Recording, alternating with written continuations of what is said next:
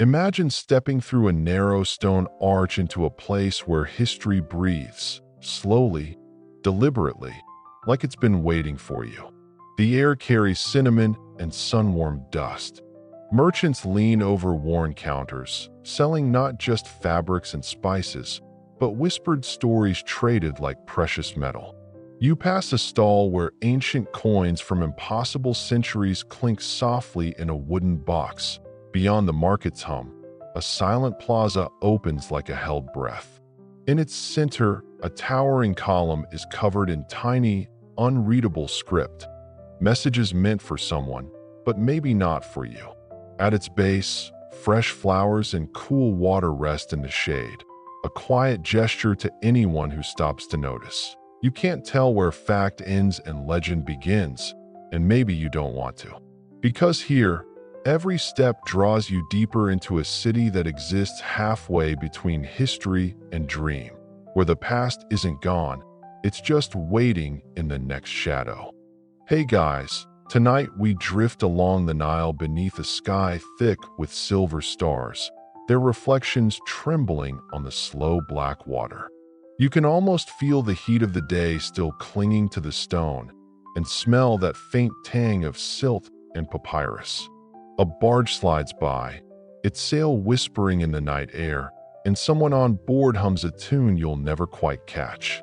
Somewhere, a crocodile slips off a sandbank into the current. Unbothered, graceful, and very much not the sort of thing you'd want brushing against your toes. You probably won't survive this if you try swimming here. So, before you get comfortable, take a moment to like the video and subscribe, but only if you genuinely enjoy what I do here. And if you feel like sharing, post your location and local time in the comments, so we can see just how far these sleepy stories travel.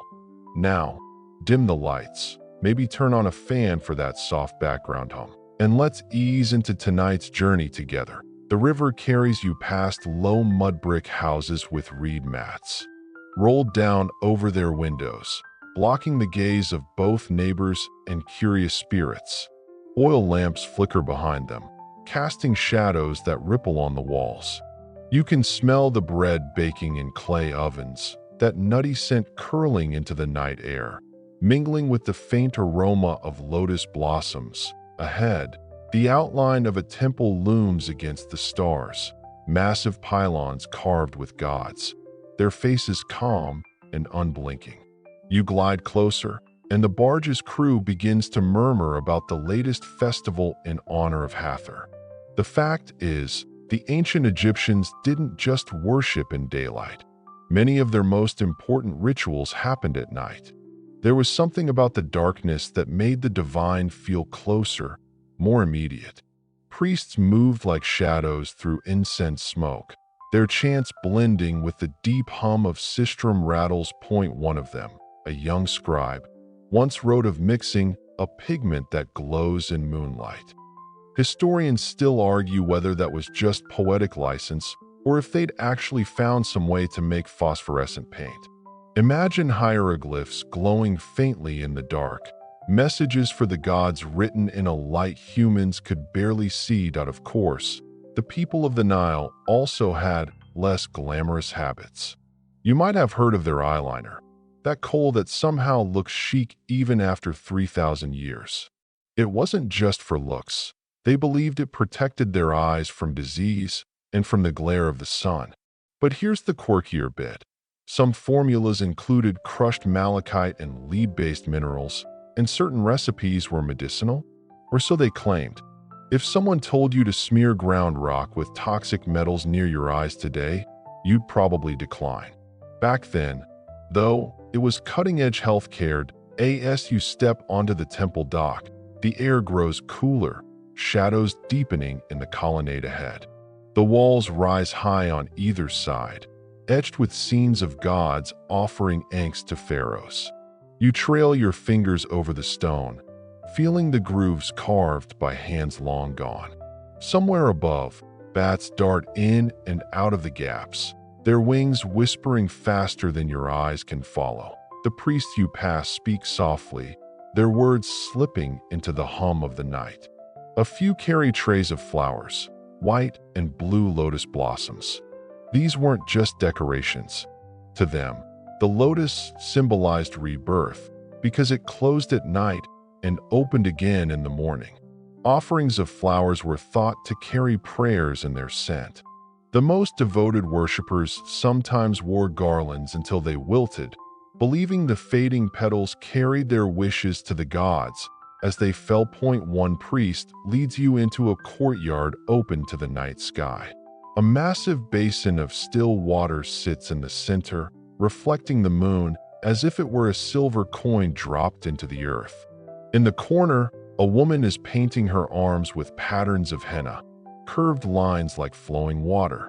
She notices you looking and explains it's to honor the river itself, her way of giving thanks for the year's flood. In the distance, a hyena laughs, a sound that cuts the quiet for just a moment before fading back into the rustle of reeds.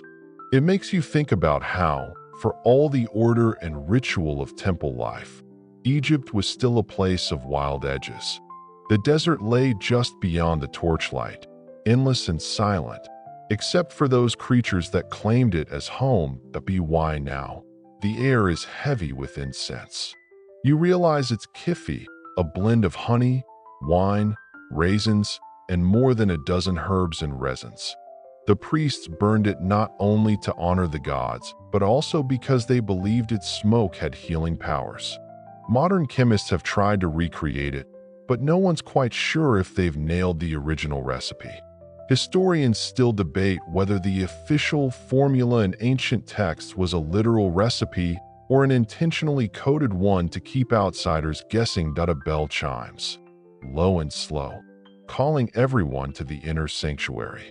You're led through tall doors into a room lit only by a few flickering flames. In the center sits a statue of Hathor, her face serene, her headdress crowned with horns and the disk of the sun. People kneel in front of her, laying down not coins or gold but small clay amulets, each shaped like a different animal or god. A child presses a tiny clay cat into her mother's palm, whispering something you can't quite catch. You stay there for a long time, the flicker of the lamps stretching shadows up the walls. There's a stillness here that feels ancient, as if time itself moves more slowly. Outside, the Nile slides past, unbothered by the centuries. In a few hours, the horizon will blush with the first light of day, and the priests will close the temple gates until the next night's rituals. But for now, the world is quiet, the air warm, and history is breathing softly all around you. The smell of the Nile fades behind you as the sand crunches softly beneath your feet. The air is cooler now, and the darkness is heavier, like someone draped a blanket over the stars. Ahead, a low glow spills from the heart of a city older than the wheel. You're in Mesopotamia now, where two mighty rivers cradle the land, and people whisper that the gods shaped them out of clay and breath. The path leads you past fields where irrigation canals glimmer faintly in the moonlight.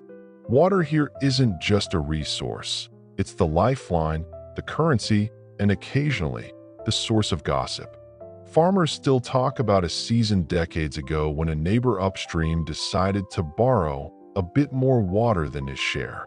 Let's just say it ended with more shouting than harvest songs. Your sandals scuff the packed earth as the city walls rise ahead.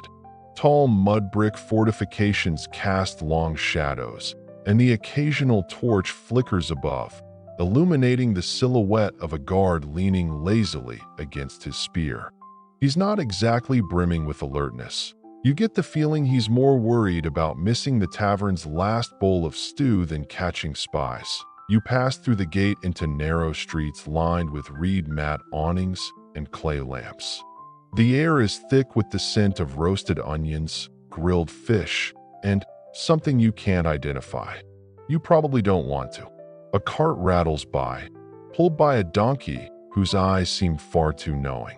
Its driver calls out a greeting, then disappears into the maze of alleys. Ahead, the great ziggurat looms. It's a mountain of baked brick, each tier narrowing toward the top where the temple waits.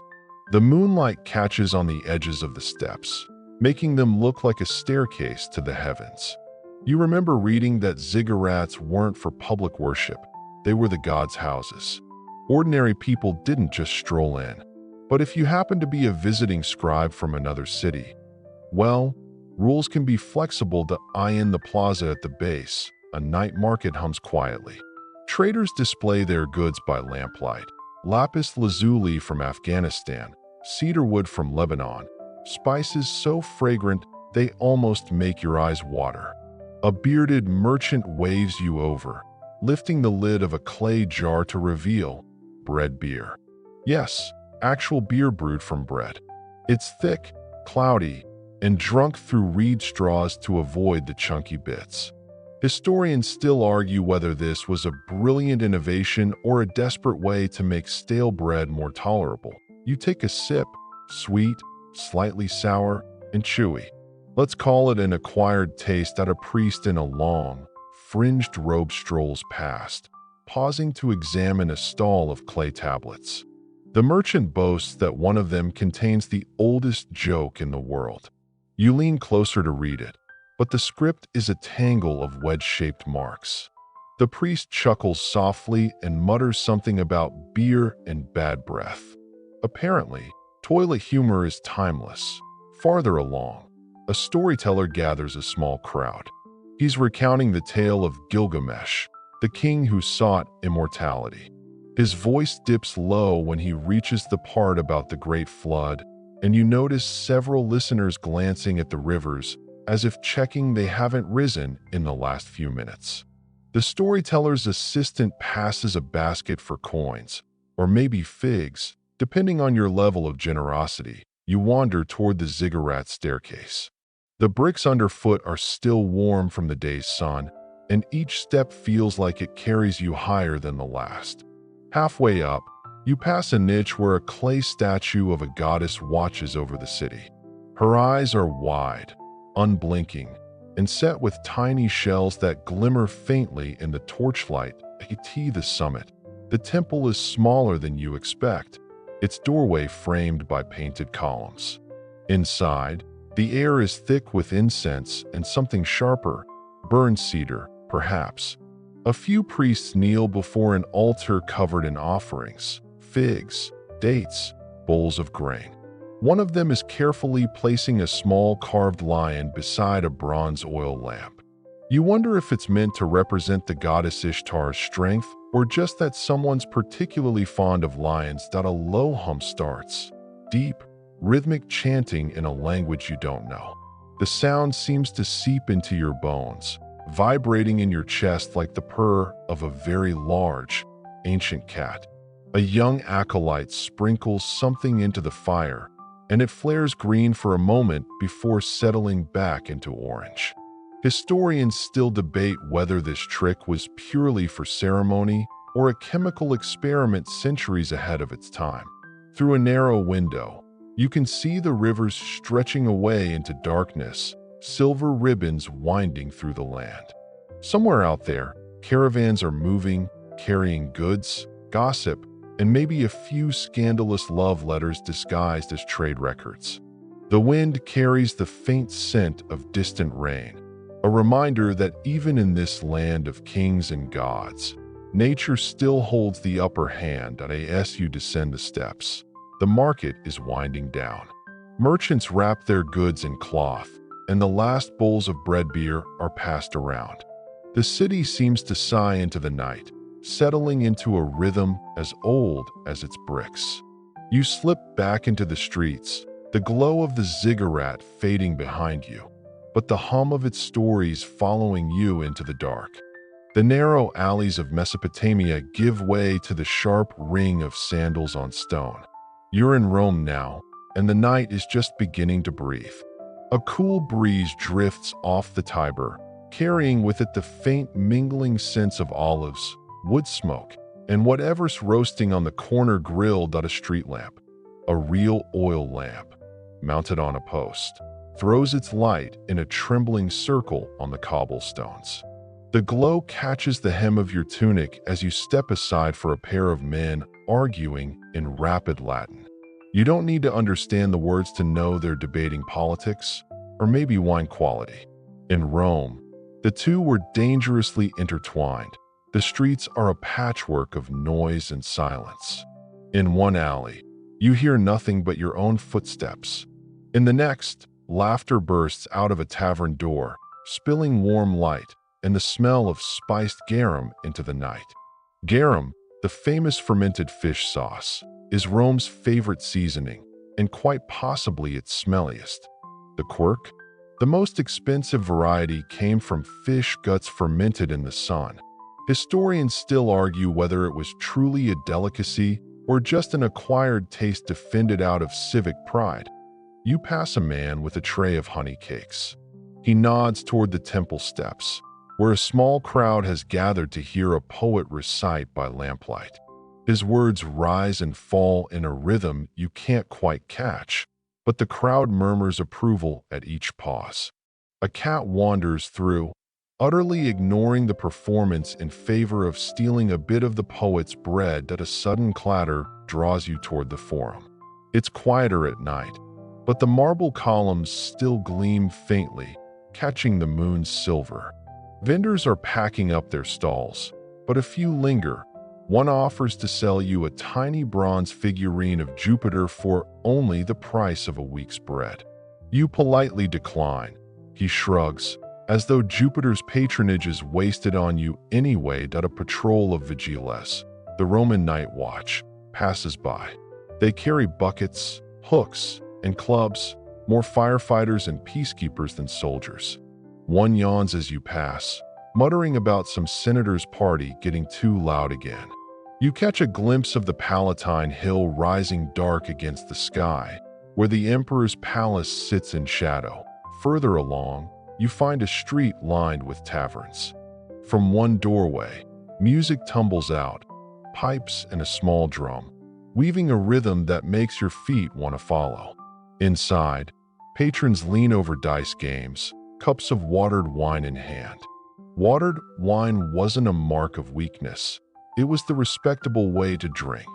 The strong stuff was for certain religious rites and the occasional overconfident sailor. A bearded man at the next table brags about surviving the Circus Maximus crowd on race day, even with a hangover.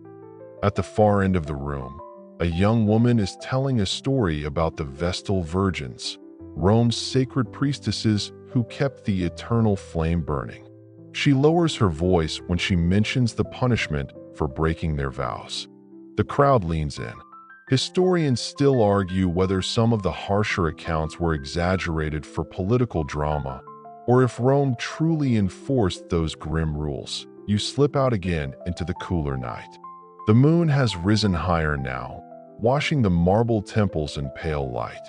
The Colosseum looms in the distance, massive even in shadow. By day it's the roar of crowds and the clash of steel. Tonight, it's silent except for a faint breeze whispering through its arches. Somewhere inside, wild animals are penned, restless in the dark. You don't linger. A narrow side street leads you toward the river. Along the embankment, fishermen sit quietly, their lines trailing into the dark water.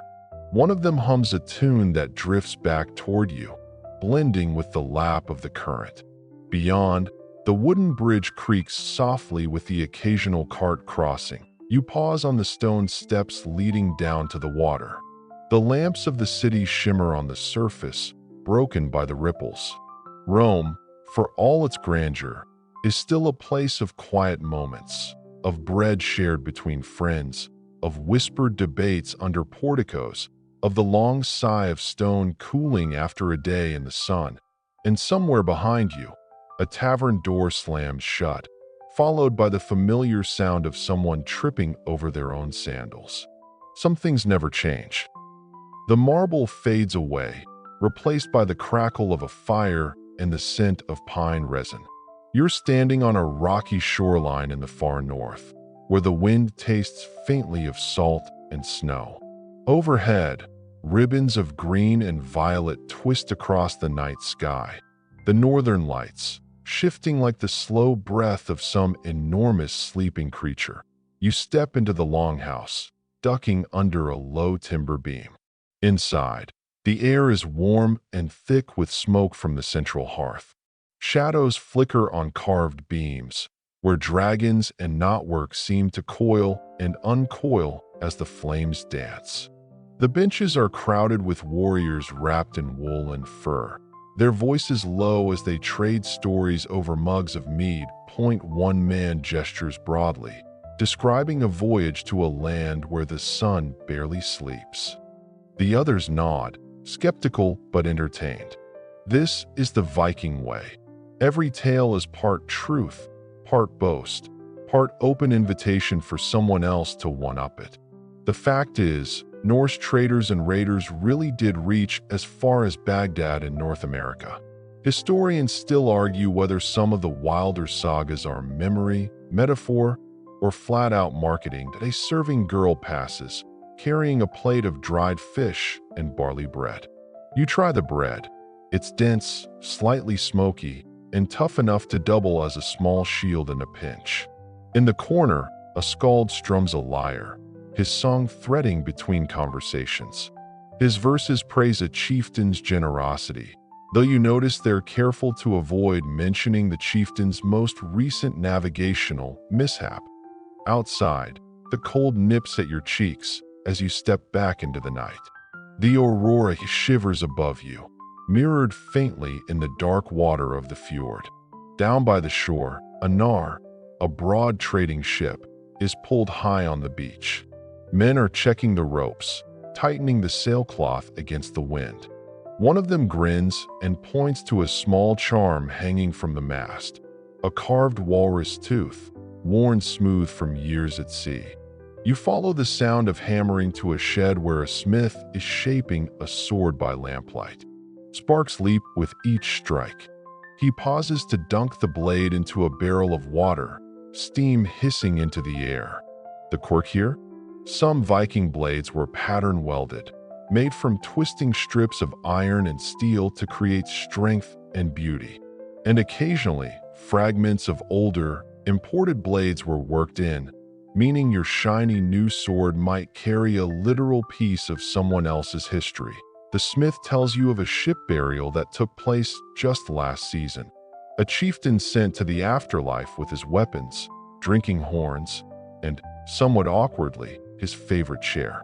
Historians still debate whether such elaborate burials were common practice or reserved for a handful of high-status figures meant to inspire awe and possibly jealousy. The tide has turned, and the sound of waves carries a steady rhythm across the stones.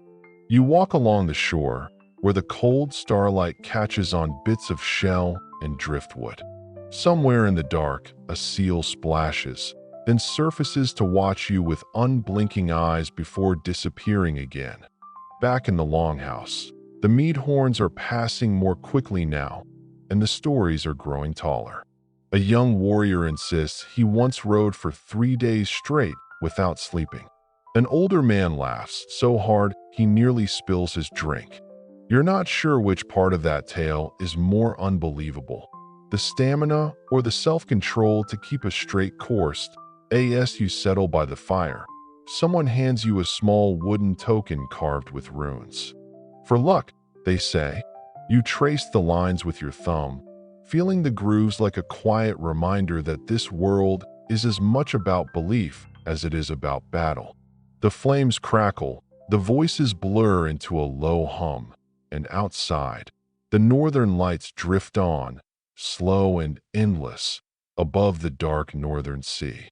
The cold salt air fades into dry heat, and now the ground beneath your feet is sand, packed hard from centuries of footsteps.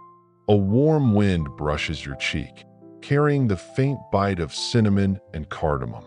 You're standing at a caravanserai along the Silk Road, where desert night and starlight meet the smell of 100 different lands. In the courtyard, merchants are gathered around low fires, their goods laid out in neat piles.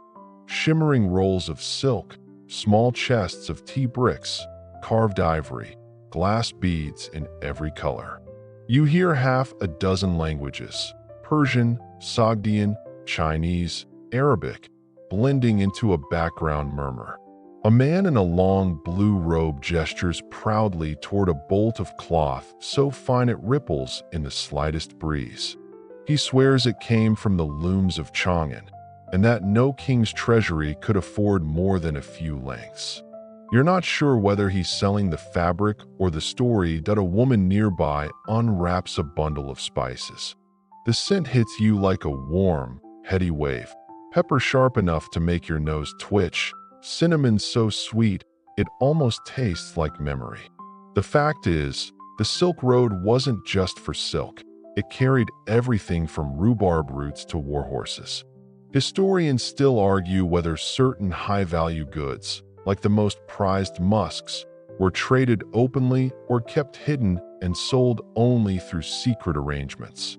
You sit cross-legged on a rug beside a trader from Samarkand. He pours tea from a copper pot into small, handleless cups.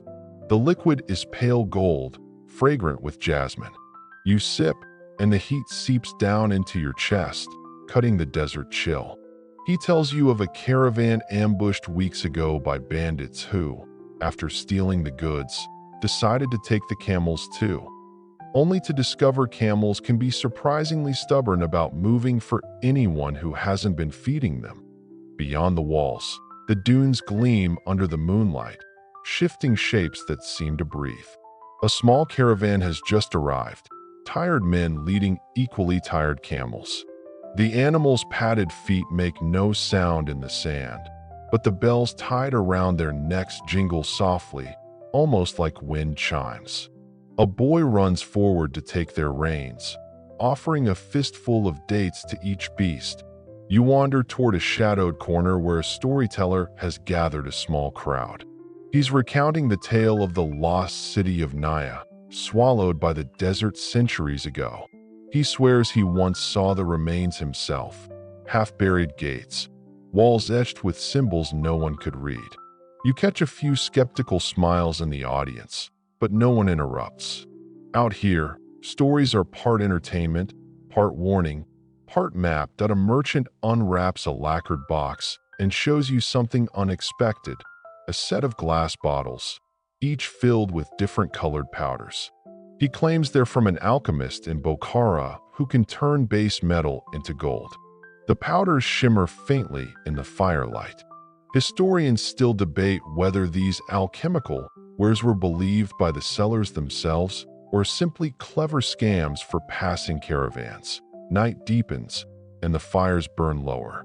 Someone plucks a stringed instrument, the notes floating into the warm darkness. A man in a white turban begins to sing, low, steady, hypnotic.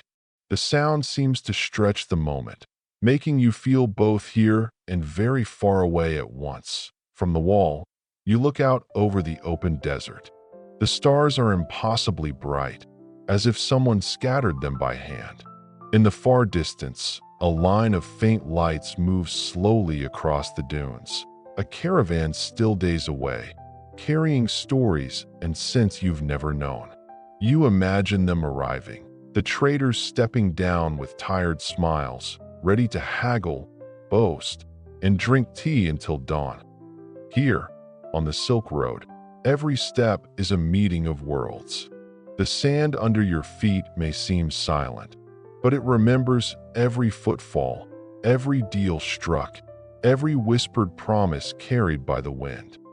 The desert fades into damp stone and the scent of beeswax. You're inside a medieval monastery, its thick walls holding the day's chill even at night. The corridors are lit by tallow candles, their flames trembling as if they, too, are trying to stay quiet. Somewhere above, a bell tolls once, deep and slow, marking the hour for prayer. Your footsteps echo softly on worn flagstones as you follow the sound of scratching quills. In the scriptorium, a line of monks bends over desks, their hoods casting shadows over parchment. The air smells of ink, sharp with iron gall and the faint sweetness of vellum. A young monk carefully dips his quill, pausing to shake off the excess before tracing another neat line of Latin. You can hear his breath as he works, steady as the ticking of a clock.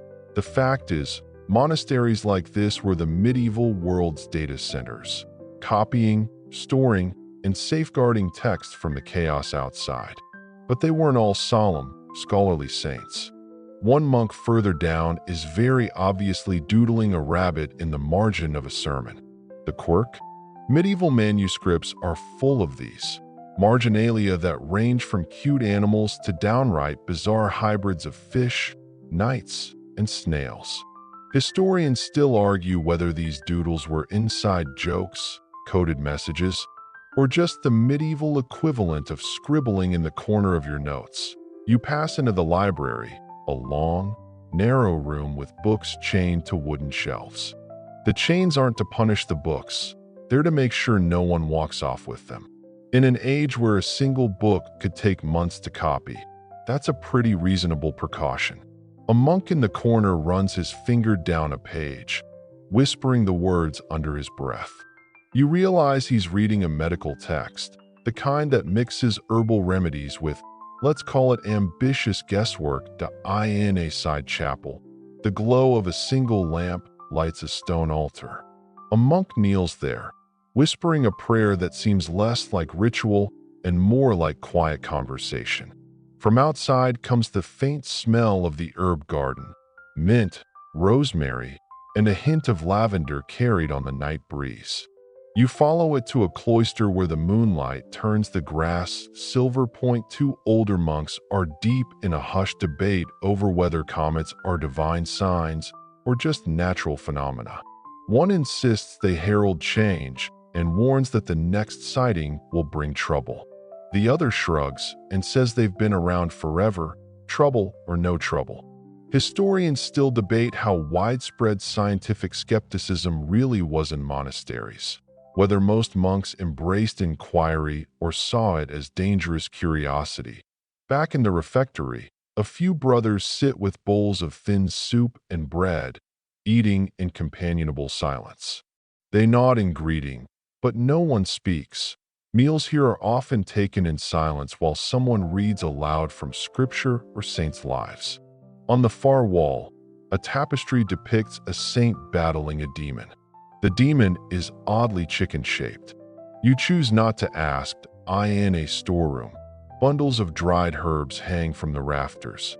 Clay jars hold honey, salt, and ale, essentials for preserving, healing, and, of course, making the long winters slightly more bearable. One monk shows you a jar of preserved pears and tells you it's for medicinal purposes, though the smile tugging at his mouth suggests he's not being entirely serious. The night deepens. Candles burn low, their wax pooling on wooden holders.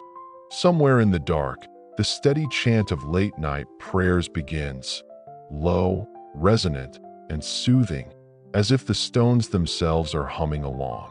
You walk through the cloister again, past carved pillars that have stood here for centuries, each one shaped by both chisel and weather. Above, the stars will silently over the monastery roof. Out beyond the walls, villages sleep, forests rustle, and roads stretch into unknown distances. But here, inside these walls, time feels measured, deliberate, counted not in hours but in the slow turning of the seasons and the steady scratching of quills. The echo of monks' chants fades into the soft shuffle of leather shoes on cobblestones. You're in Florence now, the air warm with the lingering heat of the day and the faint scent of oil from nearby lamps. Renaissance night walks are quieter than their bustling daylight hours, but the city still hums, like a string plucked softly, waiting to resonate. You pass under an archway where candlelight spills from an open workshop. Inside, an artist is bent over a wooden panel, brushing fine gold leaf onto the halo of a painted saint. The gold catches the lamplight, flashing so brightly you almost expect the figure to breathe. The fact is, Florence's golden age wasn't just about art for art's sake.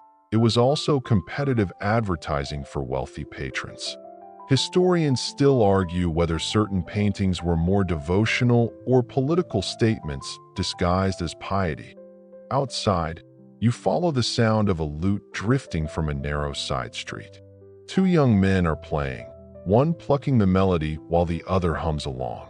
A woman leans out from a balcony above, smiling as she pours a small trickle of wine into a cup on a rope, lowering it carefully for the musician below.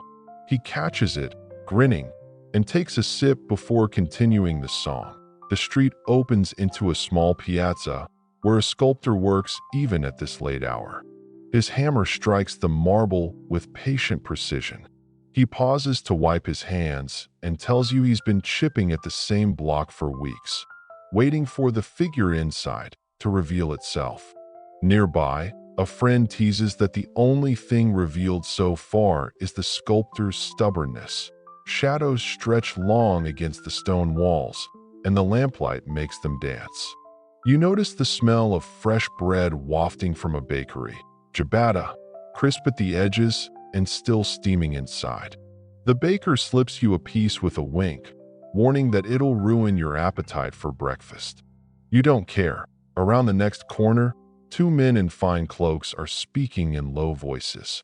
You catch fragments about Medici loans, guild rivalries, and a shipment of rare pigments from Venice. The Renaissance is full of genius and invention, but it's also a web of favors, debts, and whispered arrangements.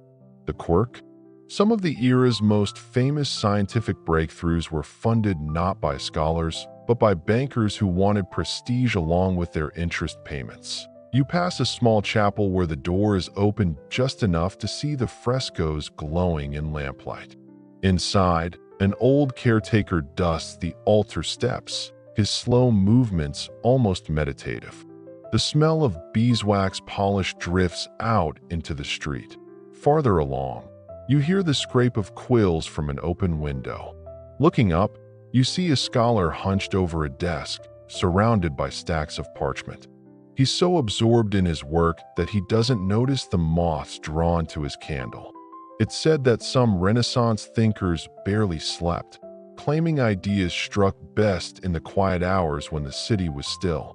Historians still debate whether sleeplessness was a genuine creative advantage or simply the result of too much late-night wine. Crossing the Ponte Vecchio, you see the Arno River gleaming like black silk beneath the moon. Shops along the bridge are closed, their shutters latched, but the faint scent of worked gold lingers from the day. The water below moves steadily, carrying the reflection of the city lights downstream. You pause in the middle of the bridge, leaning on the railing. Somewhere nearby, an unseen musician plays a slow, winding tune. The notes drift over the water, mingling with the whisper of the current.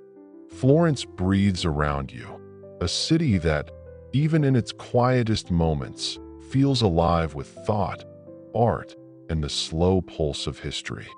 The cool salt air greets you before the shore appears, carrying the creak of timber and the faint clang of distant bells. You're standing on the weathered docks of a 15th century port city, where the masts of ships sway gently against the pale dawn. Even in this soft hour, the harbor is never truly still.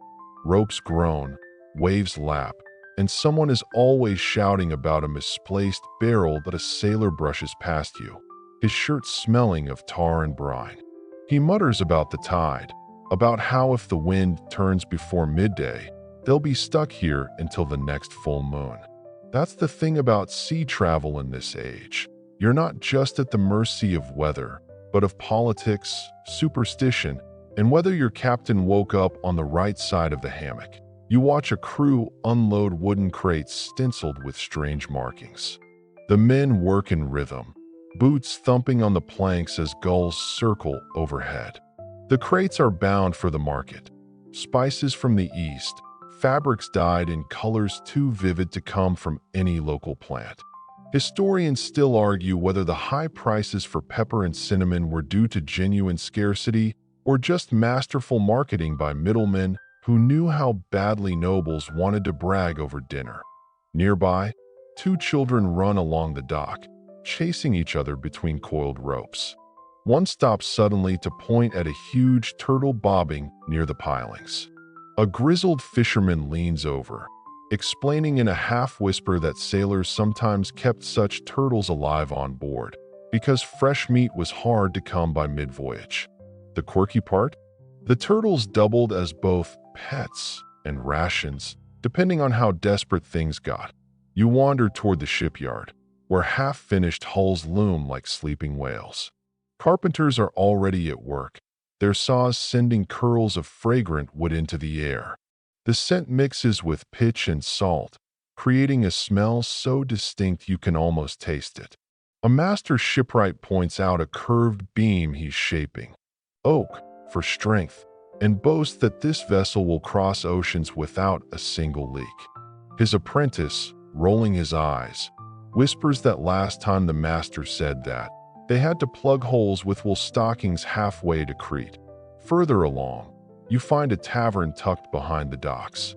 Inside, sailors swap stories over mugs of ale, the low light casting their faces in amber tones. One is describing a storm so fierce it tore the stars out of the sky. Another insists he once saw an island that wasn't on any map, vanished by morning. Historians still debate whether such tales are pure invention or exaggerated accounts of optical illusions and shifting sandbars.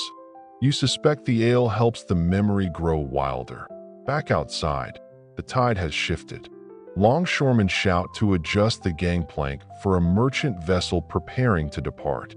Its deck is stacked with barrels, sacks, and one very nervous goat that keeps trying to chew the rope it's tied to.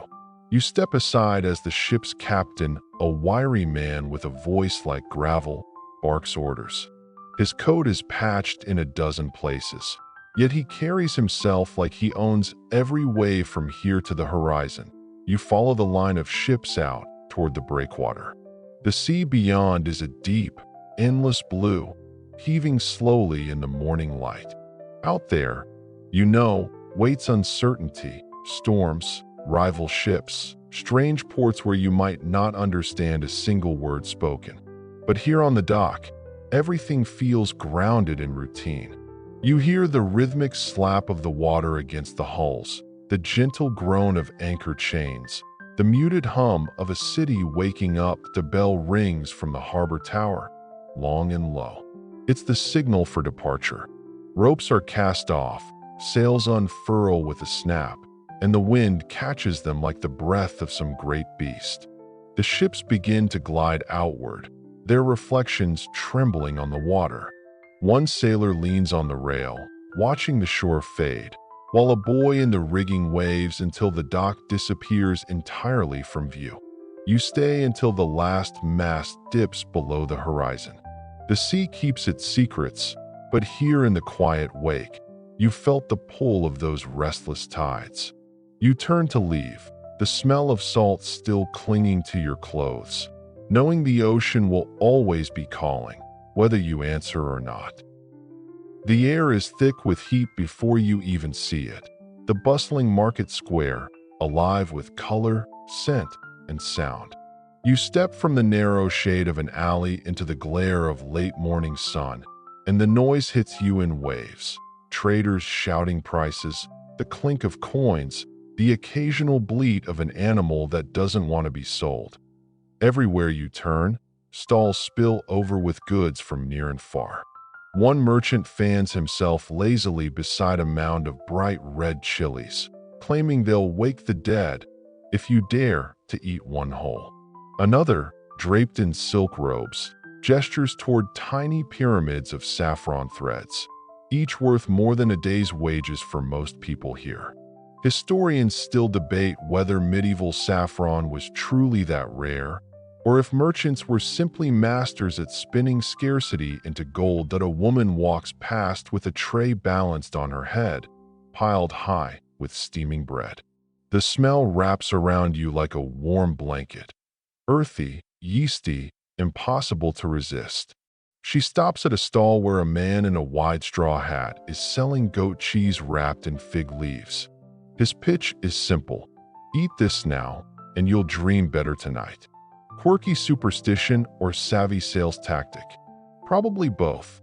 Children dart between the crowd, some clutching wooden toys, others carrying baskets of herbs. A boy about 10 years old calls you over, eager to show off a cage with a chameleon inside. He swears it can predict the weather based on the color it turns. When you ask how accurate it is, he shrugs. It's right when I want it to be. You get the feeling this small entrepreneur is well on his way to running an empire of his own. The market isn't just about food and goods. It's a hub for gossip, deals, and the occasional political argument. You pass a pair of men in heated debate over whether the king's new tax is a genius move to fund defense or a shameless excuse to line royal coffers. Their voices rise, hands waving in frustration, but before anything comes of it, a passing juggler distracts them with an impressive toss of apples. You find a shady corner where a spice seller sits surrounded by little clay pots. She opens one, releasing a sharp, citrusy scent, and explains that this powder comes from dried orange peel mixed with crushed coriander seeds. Keeps away bad spirits, she insists, sprinkling a bit into your palm. You sneeze, and she chuckles. And maybe colds too, if you believe my grandmother. Farther in, a cloth merchant is unrolling a bolt of fabric so smooth it seems to shimmer. The buyer, a portly man with a jeweled cap, strokes the cloth like it's a beloved pet. You overhear the merchant explaining that the dye comes from a sea snail found only in certain rocky coves, so rare that entire villages dedicate themselves to harvesting it. Historians still argue whether the supply was ever truly limited or simply protected by strict trade guilds who enjoyed their monopoly. The sudden clatter turns heads. An overloaded donkey cart has hit a loose stone, spilling a pile of melons onto the cobblestones. Children dive to rescue the fruit, laughing as they chase rolling orbs between legs and baskets. The owner sighs and joins the scramble, muttering about how markets have no mercy. As midday approaches, the crowd thickens. The heat rises off the stone in shimmering waves, and the mingled smells of roasting meat, fresh herbs, and warm bread make your stomach grumble. You spot a row of food stalls tucked along one wall, where skewers of lamb sizzle over open coals, honey-drizzled pastries gleam in the sun, and pitchers of cool, minty water promise brief relief from the swelter. You pause to buy a small pouch of dried apricots. The vendor slips in an extra one, winking as he tells you it's for luck on your journey. Whether he means you're about to travel far or just that you'll survive this chaotic crush of humanity, you're not entirely sure. But you tuck it away anyway. The market hums on, a living organism of barter and banter. You can feel the city's pulse here, quick, noisy, unfiltered. And though you know you'll eventually step back into quieter streets, for now you let yourself drift deeper into the maze of stalls, following the scent of cinnamon and the glint of something shiny just a little farther ahead. You wander past the last row of stalls, your pouch of apricots swinging lightly at your side, and the noise of the market begins to fade behind you. The streets grow narrower, the stones more uneven under your feet. You pass under a low archway and emerge into a sunlit courtyard where a towering building rises before you. A palace, though not the kind that blazes with gold leaf and gemstone-encrusted gates. This one breathes a different kind of wealth. Carved limestone walls, shaded colonnades, and cool pools of water catching light like captured sky. You cross the threshold, and the temperature drops instantly. Your footsteps echo against marble, and for a moment you feel small. Swallowed by the grandeur, the servant glides past, balancing a tray of pomegranates, their crimson skins glistening. He gives you a quick nod, as though it's perfectly normal for strangers to wander the halls. Historians still argue whether such open palace courtyards were a deliberate display of accessibility or simply unavoidable when the ruler preferred to keep a close watch on daily affairs. The main hall stretches ahead, lined with tall columns. Intricate frescoes spiral up the walls, scenes of hunting, dancing, and banquets that seem almost to ripple with motion in the shifting light. You pause to study one panel where a figure reclines on a couch while musicians play nearby. The detail is astonishing. You can practically hear the faint strum of the lute that a guide appears. Older, robed in soft blue, and moving with the deliberate grace of someone who has spent decades walking these floors. Without a word, he beckons you to follow. You trail him into a chamber draped with silk curtains that flutter in a faint breeze. In the center sits a low table surrounded by cushions. The air smells faintly of rose water. "This is the reception room," he murmurs, voice just above a whisper. "Here, treaties are signed, marriages arranged, and enemies turned into allies, or, occasionally, into decorative statues in the courtyard." You glance at him to see if he's joking, but he only smiles faintly. On a shelf nearby, you notice a set of polished ivory game pieces arranged in mid-play. The guide explains that the ruler was a master of strategy games, often using them to test the wits of visiting dignitaries. One fringe story claims that losing a game here could cost you more than just your pride, though, as with most court gossip, no one can prove it ever happened. You move on to the private quarters. Here the corridors narrow, the ceilings lower, and the opulence becomes subtler, delicate mosaics underfoot, inlaid wooden screens filtering the sunlight. You peek into a small library where scrolls are stacked in neat bundles, the scent of papyrus and ink hanging in the still air. The guide pauses to point out a wall niche holding a bronze oil lamp shaped like a lion. "This lamp," he says, "has burned through a dozen rains. It was lit the day the first stone was laid, and it has never been allowed to go out." Historians still debate whether such ever-burning flames were practical, symbolic, or simply refueled in secret when the public wasn't looking. At last, you reach a balcony overlooking the palace gardens. Below, you see neatly arranged beds of herbs and flowers, a reflecting pool lined with white marble, and peacocks strolling with imperious confidence. Somewhere, hidden speakers of the natural kind, birds, fill the air with trills and chirps. The guide leans on the railing beside you. "Every ruler leaves their mark," he says. "Some with walls, some with words, some with less flattering legacies." His gaze drifts to the horizon, where faint dust trails mark the roads leading away from the city. But the stones remember them all. He leaves you there, the sound of the fountain mingling with distant laughter from the courtyard. You let the moment linger, feeling the weight of centuries press gently against your shoulders, not heavy enough to crush you, but enough to remind you that, one day, even the grandest palace will belong only to stories. And then, drawn by a glint from somewhere in the gardens, you head toward the stairs.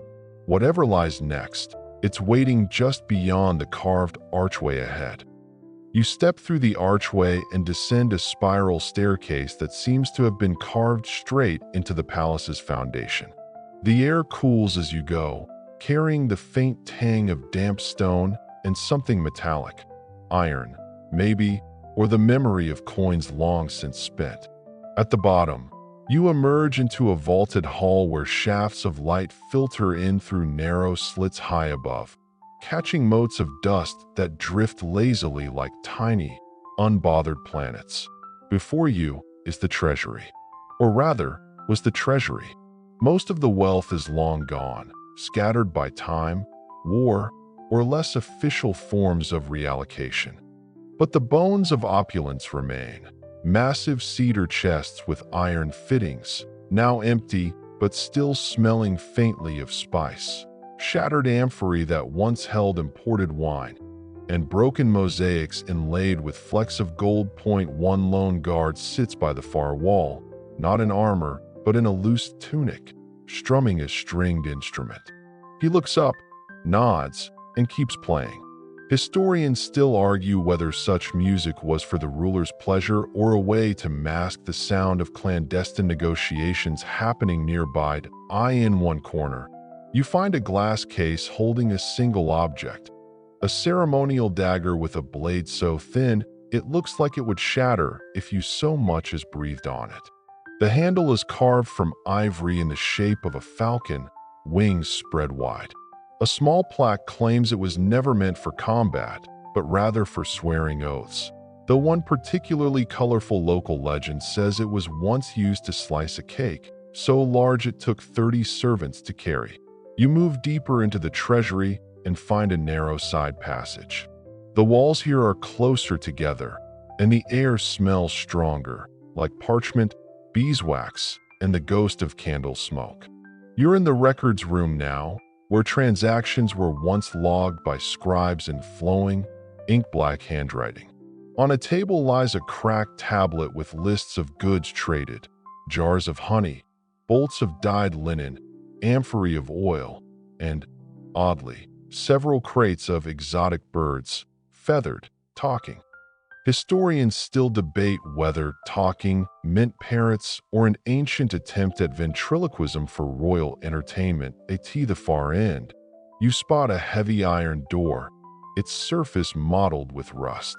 You push, it resists, then groans open just enough to slip inside. The room beyond is dim, lit only by a single shaft of sunlight falling through a hole in the ceiling. Beneath it stands a stone pedestal holding a chest small enough to carry under one arm. The lock is missing, but when you lift the lid, there's nothing inside but a scrap of cloth, faded to near transparency. Still, when you run your fingers over it, the fabric is impossibly soft, like it was woven from clouds.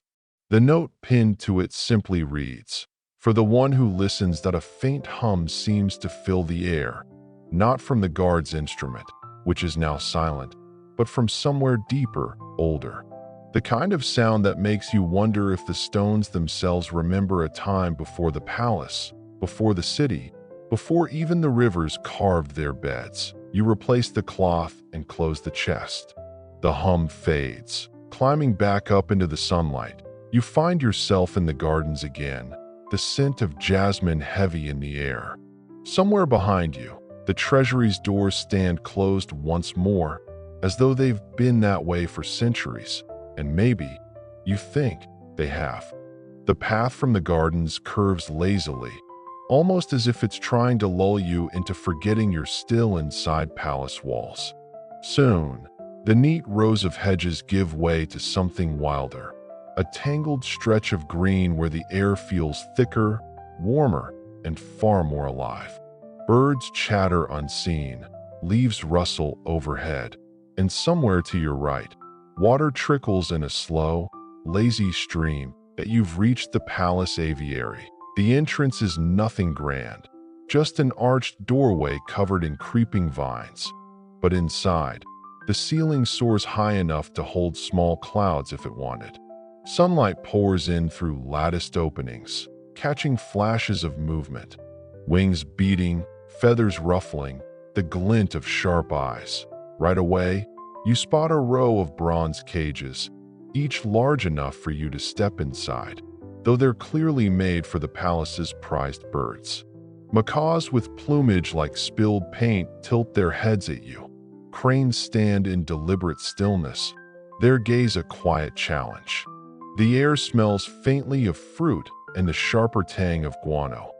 Yes, even royal birds have royal messes. Historians still argue whether this aviary was strictly for beauty or if it also served a political function.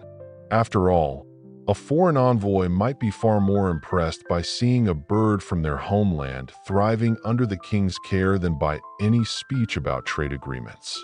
A subtle flex, really, like saying, We can keep your birds alive and happier than you can. In the far enclosure, you notice something stranger, a low, shadowed space filled with what looks like bundles of straw. But as your eyes adjust, you realize they're nests. Massive ones. And sitting in the largest is a bird so large it makes you take a step back. Its body the size of a small deer, feathers dark and glossy as wet stone.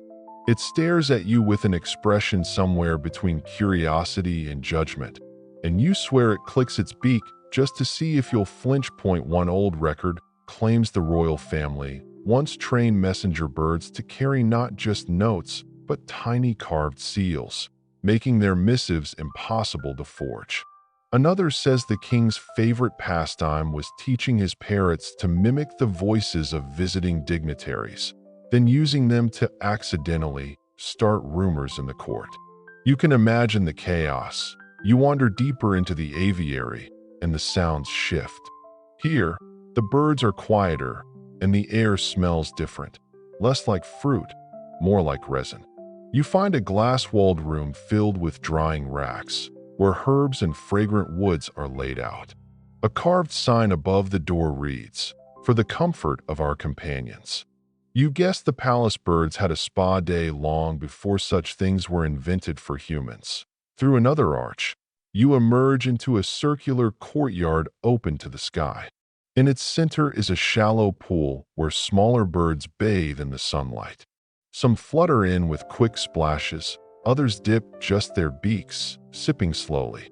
Around the edges, attendants in plain linen tunics sit cross-legged, mending nets and weaving perches from fresh reeds. You find yourself leaning on the low wall, watching as a pale green parrot hops closer. It tilts its head, studies you for a long moment, and then, in a voice eerily human, says, "Don't forget." You blink, almost laugh, but the bird flutters away before you can respond. The path onward is narrow, flanked by bamboo poles that sway gently in the warm breeze. It leads you to a small wooden gate. On the other side, the aviary falls away to a cliff edge, the land dropping sharply to where the river coils far below. Several birds ride the thermals out here, dipping and climbing as though the air itself is a game. You stand a while, letting the wind brush against your skin, listening to the layered sound of wings, water, and the faint hum of the palace far behind you. When you finally turn to leave, a single feather drifts down to land at your feet, a bright blue one, impossibly soft.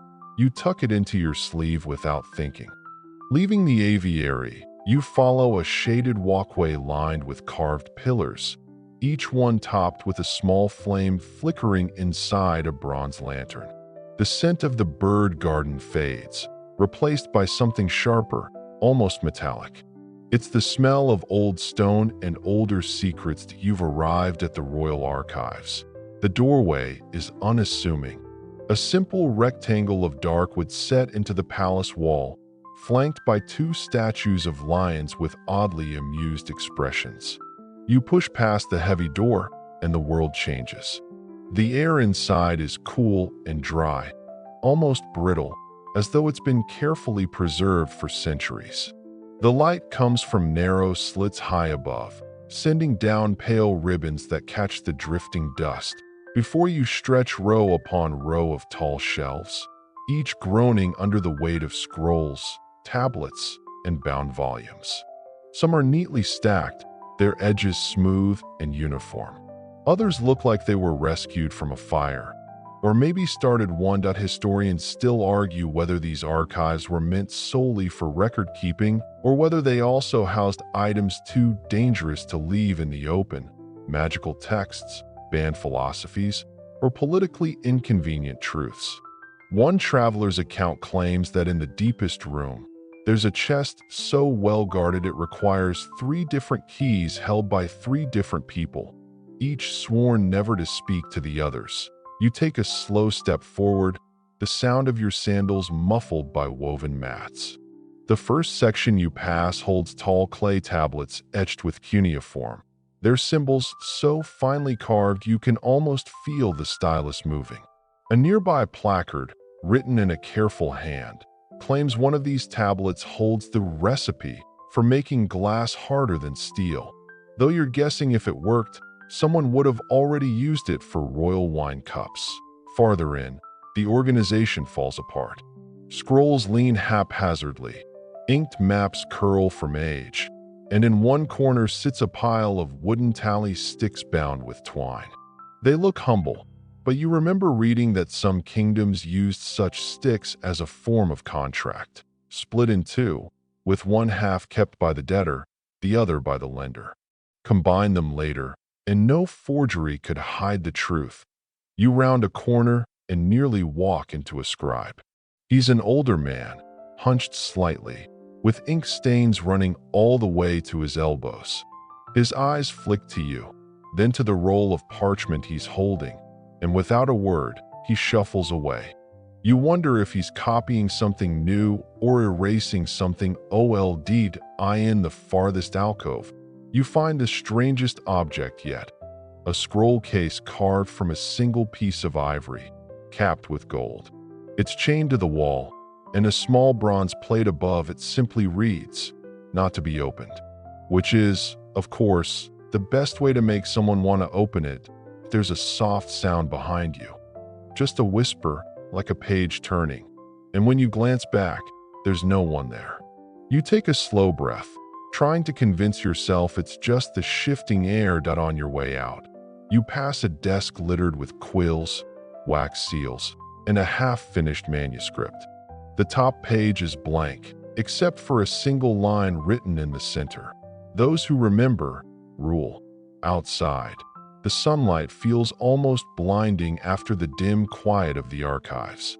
You glance back once before the door shuts, and for a moment, you think you see movement in the shadows, someone watching, perhaps deciding whether you belong among the keepers of memory. The path ahead is narrow and leads toward the oldest part of the palace, where stone blocks are darker, heavier, and closer together. You can feel the weight of time here, pressing gently on your shoulders, as if it's reminding you that not all histories are meant to be read in the open air.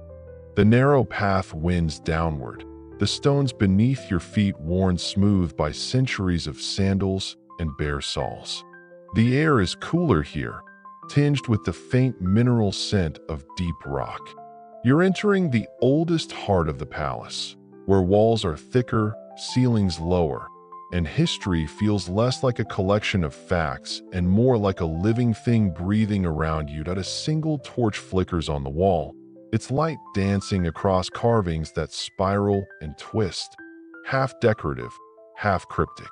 Some depict processions of kings and queens, their eyes wide and unblinking. Others are stranger, half human, half animal figures locked in poses that could be worship or warning.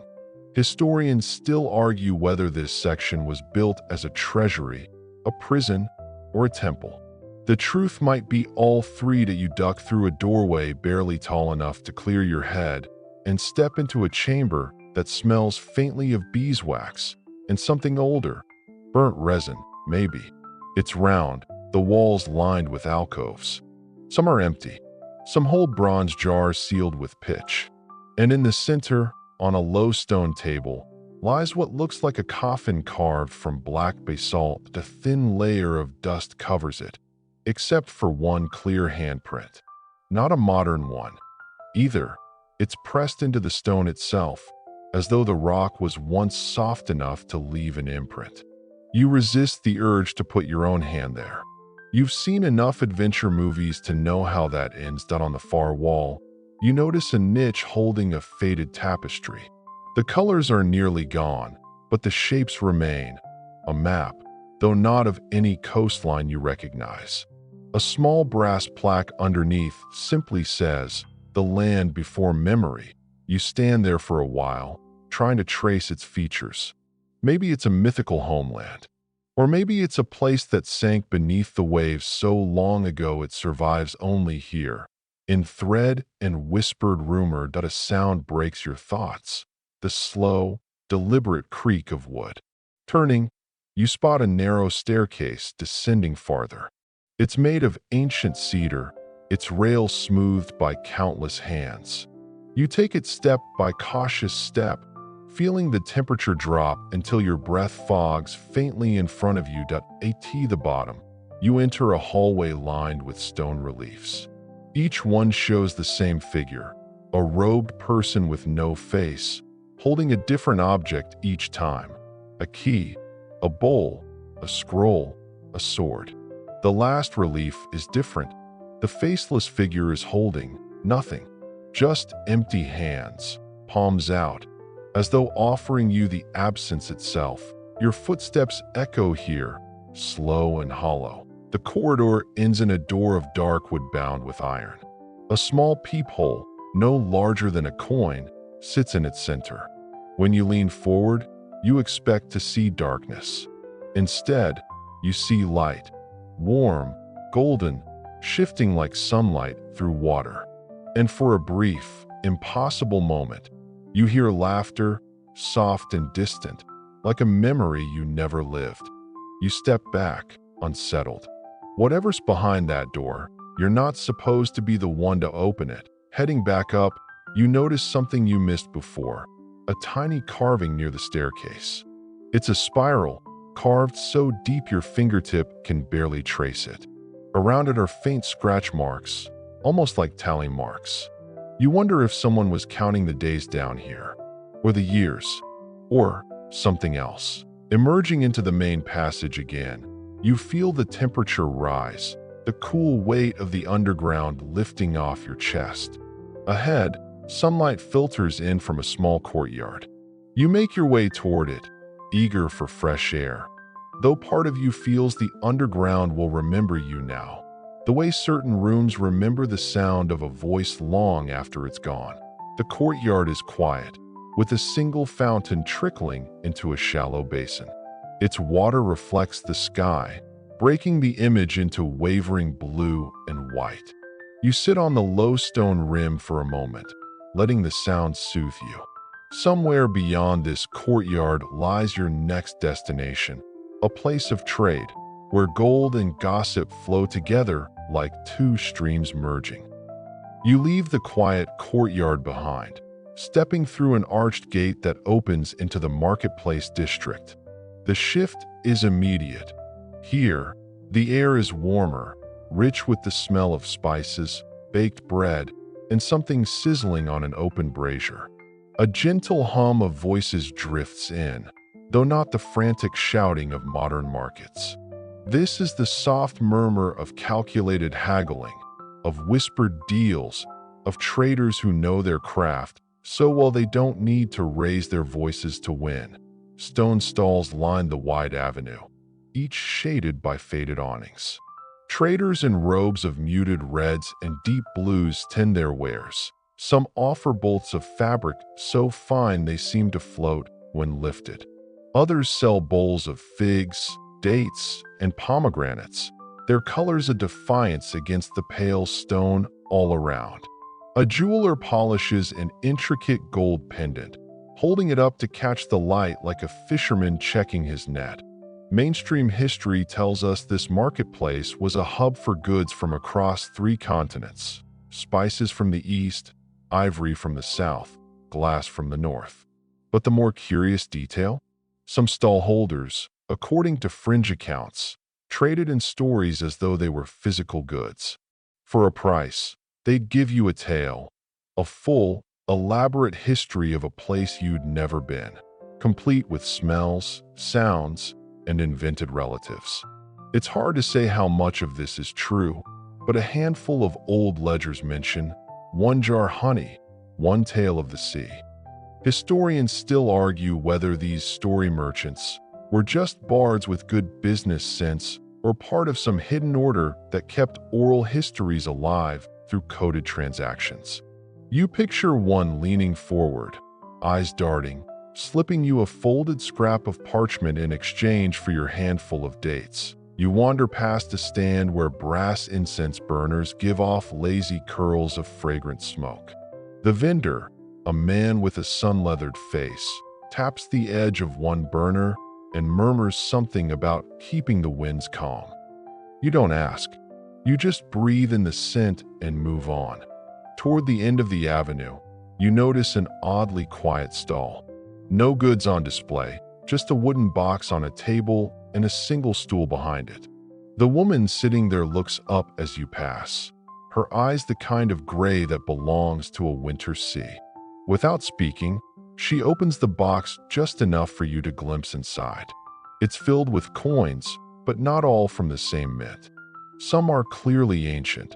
Others look like they might not have been struck yet. You blink, and she closes the lid with a soft click. A few steps later, you find yourself at the market's edge. Beyond it lies a wide, flat plaza where sunlight gleams off the polished paving stones. In the center, a tall column rises, its surface covered in tiny script. You circle it slowly, tracing the unfamiliar symbols with your eyes. They're too fine to be decorative, meant to be read, but perhaps not by you. At the base, there's a small alcove where someone has placed a clay jar filled with fresh water and a handful of wildflowers. You wonder if this is an offering or simply a kindness for passing travelers. You take a seat on the column's base, letting the warmth of the stones seep into you.